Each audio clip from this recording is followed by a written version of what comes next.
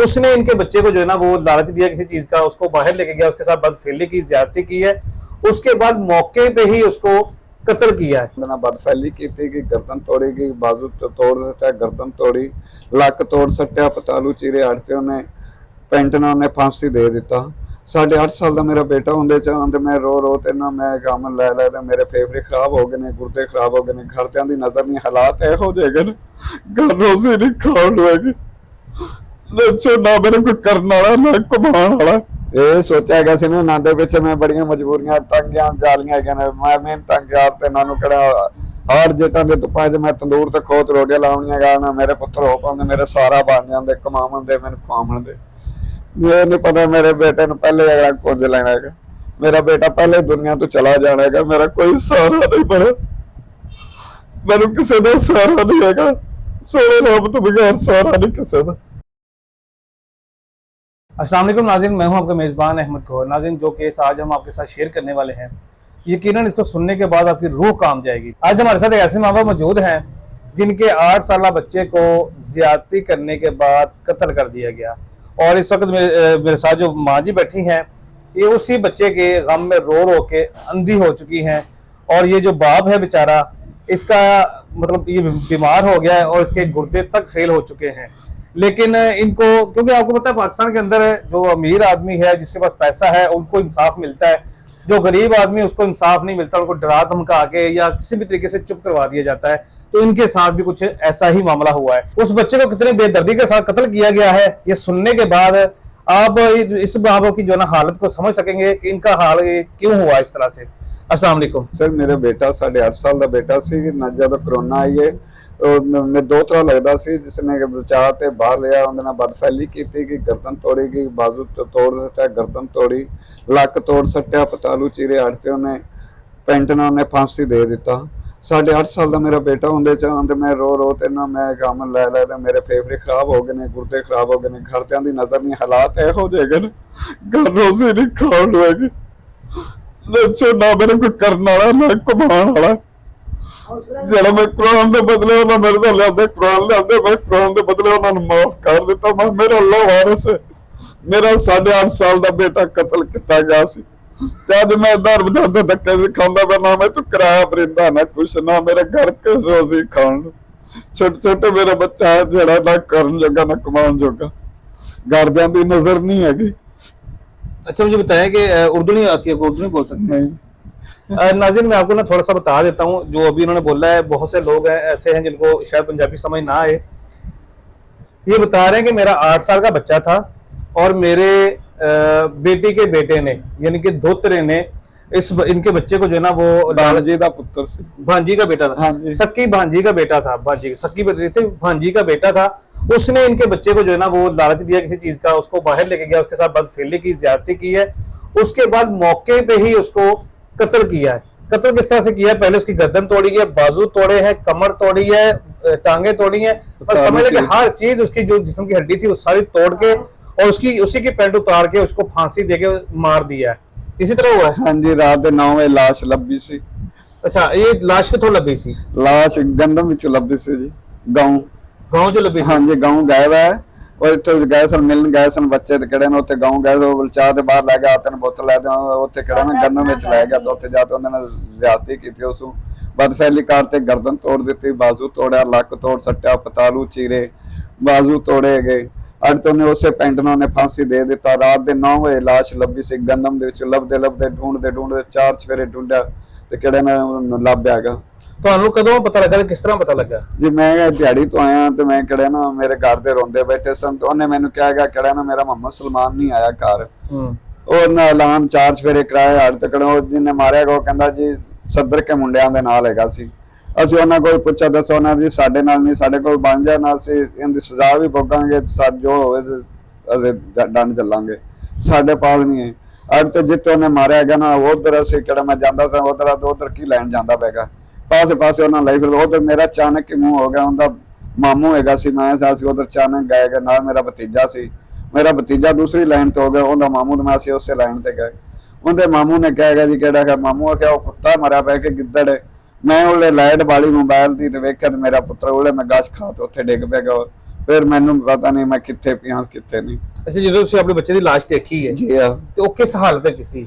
ਦੰਦ ਦਾ ਉਹਦੇ ਪਿੱਠ ਬਾਹਰ ਆਈ ਹੋਈ ਸੀ, ਬਾਜ਼ੂ ਇੱਥੇ ਸੀ, ਸਾਰਾ ਕੜੇ ਨਾਲ ਫੁੱਲਿਆ ਪਿਆ ਸੀ, ਫੁੱਲੇ ਬਣੇ ਪਏ ਸਨ। ਡੀਪੀਓ ਮੈਨੇ ਫੋਨ ਹੋ ਗਿਆ, ਐਸਐਚਓ ਮੈਨੇ ਫੋਨ ਹੋਇਆ, ਸਾਰੇ ਆਏ ਗਏ, ਉਹਨਾਂ ਤੇ ਲਾਸ਼ ਚਾਹੀ ਸੀ, ਥਾਣੇ ਲੈ ਗਏ। ਤਾਂ ਕਿੰਨੀ ਦੇਰ ਬਾਅਦ ਪਤਾ ਲੱਗਾ ਕਿ ਬੱਚੇ ਦਾ death ਸਾਨੂੰ ਰਾਤ 9 ਵਜੇ ਸਵੇਰ 11 ਵਜੇ ਦਾ ਵਕੂਆ ਹੈਗਾ, ਤੇ ਸਾਨੂੰ ਰਾਤੀ 9 ਵਜੇ ਪਤਾ ਲੱਗਦਾ। ਸ਼ਾਮ ਦੇ ਇਸ ਵੇਲੇ ਸਾਡੇ ਕੜੇ ਨਾਲ ਪੜਤਾਲ ਅਸਾਂ ਕੀਤੀ, ਠੀਕ ਹੋ ਗਿਆ, ਤੇ ਰਾਤੀ 9 ਵਜੇ ਲਾਸ਼ ਲੱਭੀ। ਅੱਛਾ, ਉਸ ਤੋਂ ਬਾਅਦ ਫਿਰ ਇਨਵੈਸਟੀਗੇਸ਼ਨ ਹੋਈ ਹੈ, ਪੁਲਿਸ ਨੇ ਮੁਲਜ਼ਮ ਨੂੰ ਅਰੈਸਟ ਕਰ ਲਿਆ। ਹਾਂਜੀ। ਉਹਦੀ ਉਮਰ ਕਿੰਨੀ ਹੈ ਬੱਚੇ ਦੀ ਜਿਹਨੇ ਉਹ 17 ਸਾਲਾਂ ਦਾ ਸੀ। 17 ਸਾਲਾਂ ਦਾ ਸੀ। ਹਾਂਜੀ। ਉਹਨੂੰ ਫਿਰ ਪੁਲਿਸ ਨੇ ਅਰੈਸਟ ਕੀਤਾ, ਸਜ਼ਾ ਦਿੱਤੀ ਉਹਨੂੰ ਸਜ਼ਾ ਬਾਅਦ 6 ਮਹੀਨੇ ਫੜਿਆ ਰਿਹਾ। ਉਹ ਪੁੱਛਦੇ ਸਰਦੇ ਮੈਂ ਮਾੜਾ ਸਾ ਉਹਨਾਂ ਫਿਰ ਕਿਹਾ ਮੈਂ ਕੁਰਾਨ ਦੇ ਦੌਰ ਮੇਲਾ ਲਾਇਆ ਹੈ, ਮੈਂ ਨਾ ਮੰਨੇ ਗਏ। ਫਿਰ ਤੀਸਰੀ ਵਾਰ ਲੈ ਗਏ, ਫਿਰ ਮੈਂ ਮੰਨਿਆ। ਮੈਂ ਕਿਹਾ ਮੈਂ ਤੁਹਾਨੂੰ ਕੁਰਾਨ ਦੇ ਬਦਲੇ ਮਾਫ ਕਰ ਦਿਓ। ਤੁਸੀਂ ਬਾਰ-ਬਾਰ ਮੈਂ ਕਹਿੰਦੇ ਮੇਰੇ ਸਿਸਟਰ ਜਿਹੜੀ ਹੈ ਉਹ ਬਿਮਾਰ ਸੀ, ਉਹਨੂੰ ਜਦ ਮਾਫ ਕਰਾ ਦੇ ਨੇ, ठीक 20 ਮਹੀਨੇ ਦੇ ਖੜੇ ਨੇ ਉਹ ਫੌਤ ਹੋ गई सी। नाज़रीन, एक मैं आपको यहाँ बताते चलूँ कि दो तरीकेकार होते हैं। एक तो होता है कि आपको प्रॉपर सजा मिलती है, दूसरा तरीकाकार होता है जिसको दीत बोला जाता है। किसी भी कत्ल के बदले में दीत दी जाती है, या पैसे देके कोई भी जुर्म हो तो उसके मुद्दई पार्टी के साथ सुलह कर ली जाती है। लेकिन आज भी हमारे कुछ बैकवर्ड एरिया में, कुछ गाँव में जो इस तरह का रिवाज चलता है कि लोग कुरान उठा के ले आते हैं और आपकी गोदी में रख देते हैं और कहते हैं कुरान के बदले में हमें माफ कर दें। तो इनके साथ भी कुछ ऐसा ही हुआ, क्योंकि गरीब आदमी था, केस लड़ नहीं सकता था। जो दूसरी पार्टी थी वो शायद पैसे वाली थी। जो मुलजम पार्टी थी उन्होंने इनकी जो सकी बहन थी उनको बोला है, उनसे फरमाइश दिलवाई है कि, क्योंकि उनकी भी ज़ाहिर है कि बेटी थी तो बेटी के आगे बेटा था, तो वो इनके घर रही है। तो उन्होंने बहन को मुंह देखते हुए उस कातिल को माफ कर दिया, प्रेशर में आके या कुरान को समझ के, या कुछ भी समझ ले आप। मेरे साथ वालदा भी मौजूद है, इनसे भी बात करते हैं। अस्सलाम वालेकुम। मैंने तो शाम नहीं पता चल रहा, मैंने कोई पता नहीं। मैं वैसे कुड़ी ने भेज दी आई, यार छोटी नहीं मेरी कुड़ी से, ठीक है। उन्हें भेज दी आई भी उनका पता लाया भी किधर गया है, भी वो तो 12 बजे रोटी खांदा है। वो आया नहीं, मैं रोंदी रही, ते मेरी नजर पहले भी थोड़ी सी कम सी, ठीक है। मैं तो नहीं चलिया गया। ते वो आधा शाम ਨੂੰ ਇਹ ਗੰਦਮ ਨੂੰ ਤੇ ਜਾ ਕੀ ਹੋਇਆ ਤੇ ਮਕਈ ਨੂੰ ਦਵਾਈ ਲਾਉਣ ਗਿਆ ਸਨ, ਮੈਨੂੰ ਨਹੀਂ ਪਤਾ ਸੀ। ਇਹ ਆਏ ਨੇ ਤੇ ਮੈਂ ਰੋ ਰਹੀ ਸਾਂ, ਤੇ ਉਹ ਮਜ਼ਾਕ ਬਣਾਉਂਦੇ ਆਏ। ਮੈਂ ਉਹਨਾਂ ਨੂੰ ਕਹਿੰਦੀ ਸਰ ਮੇਰੇ ਮੁੰਡੇ ਨੇ ਇੱਥੇ ਜਿਹੜੇ ਵੇਖੋ, ਮੈਨੂੰ ਉਸ ਜਗ੍ਹਾ ਦਾ ਨਹੀਂ ਪਤਾ ਨਾ, ਮੈਂ ਉਹ ਬਿਆਦਰੀ ਨੇ ਉੱਥੇ ਕੁਆ ਨੂੰ ਜਾਣਦੀ। ਤੇ ਉਹ ਇਹਨਾਂ ਨੇ ਆਂ ਦੀ ਸੋਨਾ ਨਹੀਂ ਵੇਖਿਆ। ਇਹ ਆਇਆ ਤੇ ਮੈਂ ਰੋਣ ਲੱਗ, ਇਹਨੇ ਆ ਤੇ ਮੈਨੂੰ ਚਪੇਟ ਮਾਰੀ। ਇਹਨਾਂ ਅੱਗੋਂ ਉਹਨੇ ਕਿੱਥੇ ਜਾਣਾ, ਮੈਂ ਜ਼ਿਆਦਾ ਰੋਣ ਲੱਗ। ਉੱਤੋਂ ਫਿਰ ਐਵੇਂ ਲੱਭਦੇ ਵੀ ਗੰਦਾ ਵਿੱਚ ਗਿਆ ਤੇ ਉੱਥੇ ਉਹਦਾ ਮਰਿਆ ਪਿਆ ਸੀ ਲਾਮੇ ਦੀ ਲਾਸ਼। ਉੱਥੇ ਫਿਰ ਸਾਰਿਆਂ ਨੂੰ ਪਤਾ ਚੱਲ ਗਿਆ, ਸਾਰੇ ਵੀ ਇਕੱਠੇ ਹੋ ਗਏ।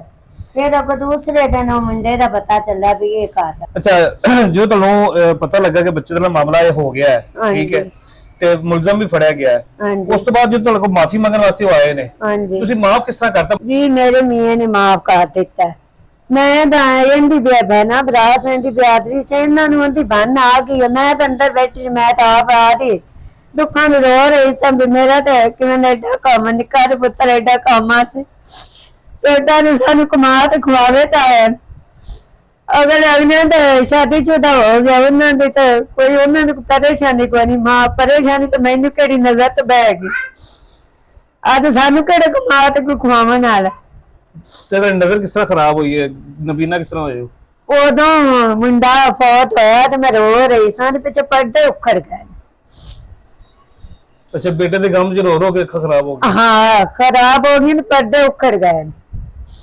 ਤੁਸੀਂ ਕੋਈ ਇਲਾਜ ਵਗੈਰਾ ਨਹੀਂ ਕਰਵਾਇਆ? ਨਹੀਂ, ਮੈਂ ਜਾਂਦੀ ਸਾਂ ਤੇ ਹੈਗਾ ਉਹ ਪੈਸੇ ਨਾਲ ਇਲਾਜ ਹੁੰਦੇ ਨੇ। ਅਸੀਂ ਤਾਂ ਸਾਡਾ ਤਾਂ ਆਪਣਾ ਘਰ ਨਹੀਂ ਹੁੰਦਾ, ਸਾਡਾ ਤਾਂ ਆਪਣਾ ਘਰ ਵੀ ਨਹੀਂ ਹੈਗਾ ਵੀ ਕਿਹੜਾ ਸੀ ਹੈਗਾ ਕੋਈ ਕੁਛ ਵੇਚ ਤੇ ਅਸੀਂ ਆ ਤਾਂ ਕੋਈ ਇਲਾਜ ਕਰਾ ਲਈ, ਸਾਨੂੰ ਕੌਣ ਦਿੰਦਾ? ਗਰੀਬ ਬੰਦੇ ਨੂੰ ਅੱਜ ਕੱਲ ਕੋਈ ਨਹੀਂ ਵੇਚਦਾ।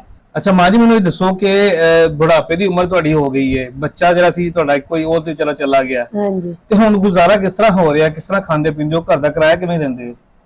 ਅੱਗੇ ਪਹਿਲੇ ਤਾਂ ਮੈਂ ਖੁਦ ਕਰਦੀ ਸੀ, ਹੁਣ ਮੇਰੀ ਨਜ਼ਰ ਕੋਈ ਨਹੀਂ, ਮੈਥੋਂ ਨਹੀਂ ਹੁੰਦਾ। ਜੇ ਕੋਈ ਰੱਬ ਤਰਸ ਕਰ ਦੇਵੇ ਤਾਂ ਕਰ ਦੇਵੇ, ਉਹਦੀ ਮਿਹਰਬਾਨੀ।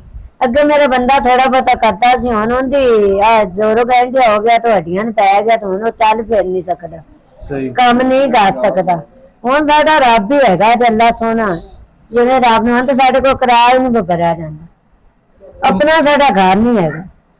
ਠੀਕ ਹੋ ਗਿਆ, ਮੈਂ ਸਮਝ ਸਕਦਾ ਤੁਸੀਂ ਮਾਂ ਹੋ ਤੇ ਪੁੱਤਰ ਦਾ ਕੰਮ ਨਹੀਂ ਭੁਲਾਇਆ ਜਾ ਸਕਦਾ। ਹਾਂਜੀ। ਤੇ ਕਿੰਨੇ ਕੁ ਦਿਨ ਹੁੰਦੇ ਰਹੋਗੇ ਪੁੱਤਰ ਦੇ ਕੰਮ ਦੇ ਵਿੱਚ, ਤੁਸੀਂ ਆਪਣੇ ਆਪ ਨੂੰ ਕਿਉਂ ਨਹੀਂ ਸੰਭਾਲ ਰਹੇ ਕਿ ਸਾਰੀ ਜ਼ਿੰਦਗੀ ਇੰਜ ਹੁੰਦੇ ਰਹਿਣਾ ਹੈ? ਆਦੇ ਔਲਾਦ ਕਦੇ ਵੀ ਨਹੀਂ ਭੁੱਲਦੇ, ਭਾਵੇਂ ਨਾ ਮਾਰ ਵੀ ਜਾਵੇ।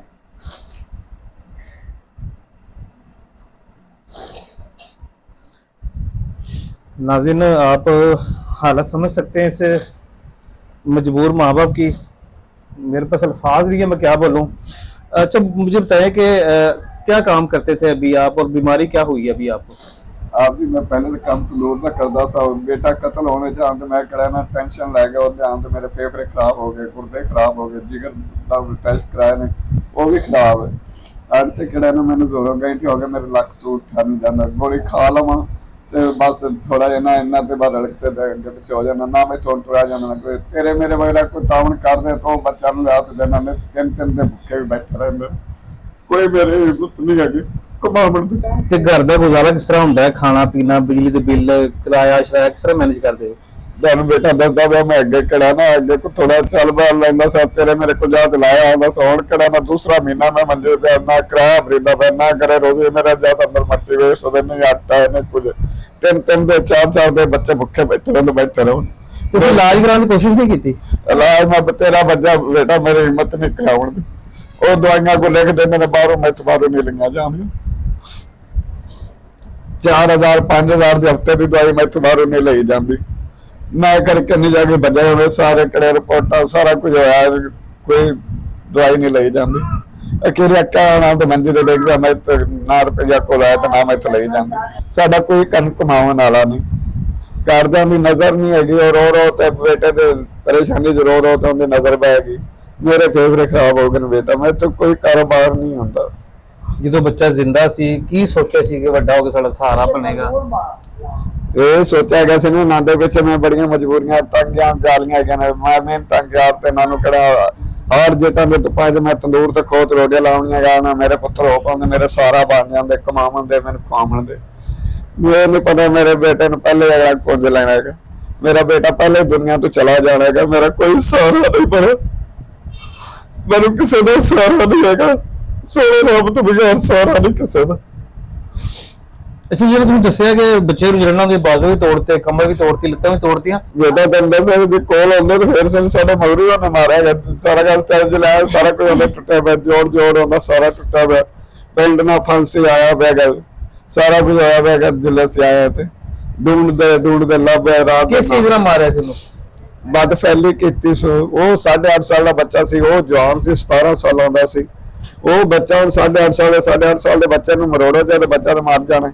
ਉਹਨੇ ਬਾਈ ਮਰੋੜੀਆਂ ਸੋ, ਗਰਦਨ ਮਰੋੜੀਆਂ ਸੋ, ਉਹਨੇ ਬੁਰਾ ਬ੍ਰੇਕ ਕੀਤਾ ਹੈਗਾ ਸੋ, ਉਹਦੇ ਉਹਨੇ ਕੜਾ ਨਾ ਉਹਦੇ ਸਾਹ ਐਂਡ ਤੇ ਹੋ ਗਿਆ ਤੇ ਉਹਨੇ ਪਿੰਡ ਨੂੰ ਉਹਨੇ ਫਾਂਸੀ ਦੇ ਦਿੱਤਾ, ਉੱਥੇ ਧੁੱਪੇ ਸੱਟ ਦਿੱਤਾ ਗੰਦਮ ਦੇ ਵਿੱਚ। रात के 9 बजे संत लाश लभी बेटा। नाज़रीन ने केस सारा सुन लिया, आपने स्टोरी सारी सुन ली है, और मैं ज्यादा बात नहीं करूंगा इनसे क्योंकि बहुत ही दुखी माँ बाप है और मुसलसल रो रहे हैं। आप समझ सकते हैं कि जिसका मतलब बच्चे के साथ, जिसके बच्चे के साथ इस तरह का मामला हो जाए तो वो मतलब उनके साथ क्या मामला हो सकता है, उसके दिल पे क्या बीत सकती है। और हालत आपके सामने है, बाप है बेचारा बूढ़ा हो गया है, रो के इसने अपने गुर्दे फेल कर लिए, ठीक है, और 4-5 बीमारियां और लग गई हैं। माँ है तो वो बेचारी रो के इसने अपनी आंखें खराब कर ली, अंधी हो चुकी है। आप सबसे गुजारिश है कि जितना ज्यादा हो सके इस मजबूर माँ बाप की मदद कीजिएगा, जो भी आप इनके लिए कर सकते हैं। कोई इनके लिए राशन का इंतजाम कर सकता है, कि घर के रेंट का इंतजाम कर सकता है, किसी भी तरीके से आप इनकी हेल्प कर सकते हैं। इनका नंबर आपकी स्क्रीन पे आ रहा है, आप इससे जरूर रब्ता कीजिएगा। इजाजत दीजिए, अल्लाह के बाद।